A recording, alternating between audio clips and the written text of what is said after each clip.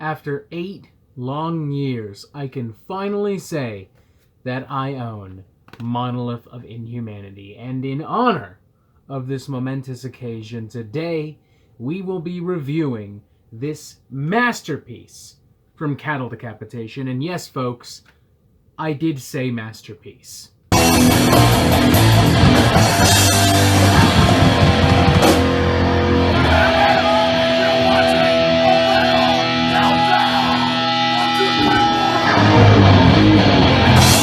Prior to Monolith of Inhumanity, Cattle Decapitation already had a pretty decent reputation for making abhorrently extreme and grotesque music. They were loud, they were abrasive, they were uncompromising, they were incredibly stubborn, incredibly politically and environmentally active as well through their music, often preaching the dangers of capitalism, authoritarianism, global warming, climate change through incredibly violent, genuinely disturbing imagery and lyrics, not to mention some of the tightest death grind of the 2000s. And while Cattle Decapitation have admittedly repeated this formula following Monolith of Inhumanity, it's worth noting that starting with this album, Cattle Decapitation were suddenly a lot more progressive, a lot more ambitious, a lot more poignant, and a lot more powerful. Somehow, metal's most provocative band of the time got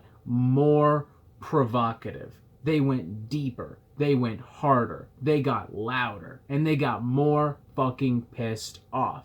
But with that also came a lot of refinement. Monolith of Inhumanity has genuine polish and really great production value. It was more technical, it was more precise, it was more confident, it was more ambitious and avant-garde in its songwriting and presentation. It was, and to some extent still is, Cattle Decapitation at their biggest moment ever, delivering an absolute masterclass in how to create extreme music for the modern era. Take, for instance, opening number The Carbon Stampede, which to this day is still one of the most oppressive and demanding album openers I think I've heard on any death metal record. With its bitter and declarative vocals, its stampeding drums and guitars. It is genuinely fucking soul-crushing, and the trend continues on following track Dead Set on Suicide, in which Cattle Decapitation verbally find themselves going to war with American Christianity and the far right, lambasting them for perverting the words of Jesus Christ and for following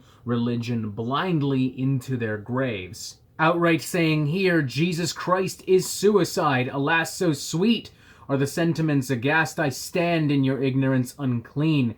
He must hate every one of us. He would enslave every one of us forever. No love for enemies, I see their eyes waiting there in the night. Extended hands will only be severed. Now you realize Christ is death. Like Jesus, I don't even think the Satanic Bible has anything as blatantly anti-Christian as that. The chorus, so to speak, of this number remains an incredibly provocative and powerful moment on the album.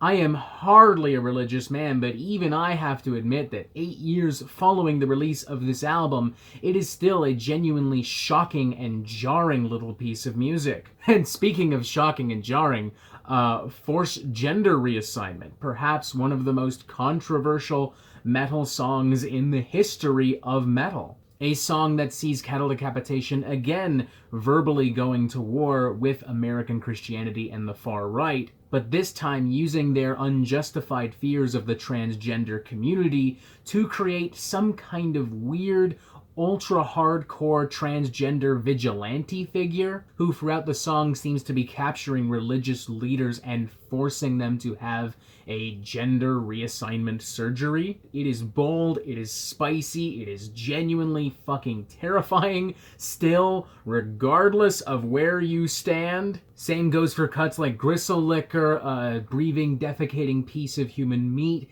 Kingdom of Tyrants, the latter of which sees Cattle Decapitation at probably the most bitter point in their career, at least up until last year's Death Atlas. With lyrics like, once we are freed, we'll starve again, instinctive mutation, once we are bled, they'll start again, unnatural burden.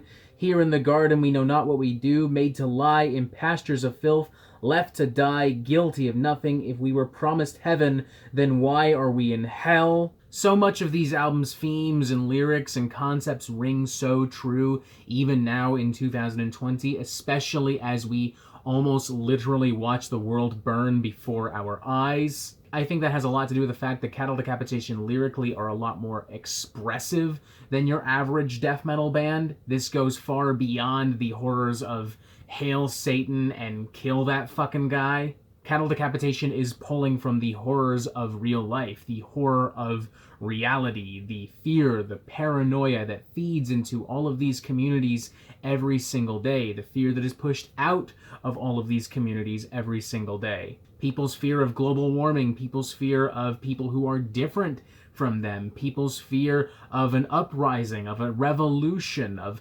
anarchy, of tyranny, of destruction, of modern society itself being literally flipped upside down. And to cement just how horrifying all of this year's Cattle Decapitation go out of their way to make sure this music is every bit as fucked up as the things they talk about. There is not a single moment of music on this record that is not devastatingly apocalyptically heavy, from Travis's oddly melodic and triumphant choruses to the devastating hyper-technical and progressive guitar work, to the insane, almost inhuman percussion, to even the aesthetic components of the record, such as the album artwork. I mean, what we've got here, I mean, look at that. We got a bunch of fucking monkeys running around in human filth, in human garbage. We got this guy literally tearing off his skin to reveal that he is nothing more than an animal, a gorilla. And we've got a very clever twist on a scene from 2001, A Space Odyssey, and with this bright orange sunset and shades of brown and black and shit. There really isn't a single component of this record that I do not think is genuinely perfect. So, with that in mind, to reiterate what I said in the beginning, yeah, 5 out of 5. This is kind of a masterpiece.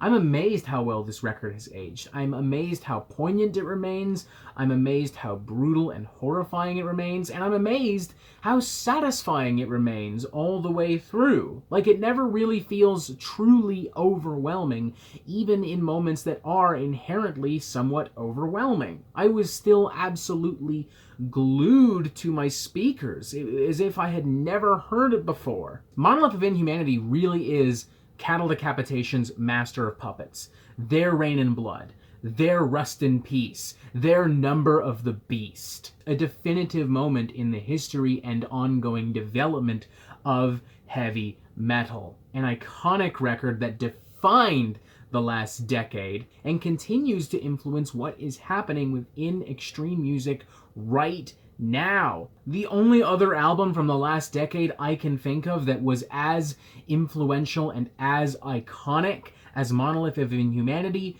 is probably Death Heaven's Sunbather. And that record is more iconic simply because it continues to irritate metalheads worldwide, whereas Monolith of Inhumanity continues to inspire metalheads worldwide. And that's not to shit on Sunbather. I fucking love that record too. Just making a point, that's all. Say whatever you like about the band's newer material, and say whatever you like about the band's material prior to Monolith of Inhumanity. But don't you dare for even a second attempt to shit on this true modern masterpiece. 5 out of 5, a truly perfect record, still to this day. And that is it for the Metal Meltdown. I'm not an expert, nor do I claim to be, so what do you think?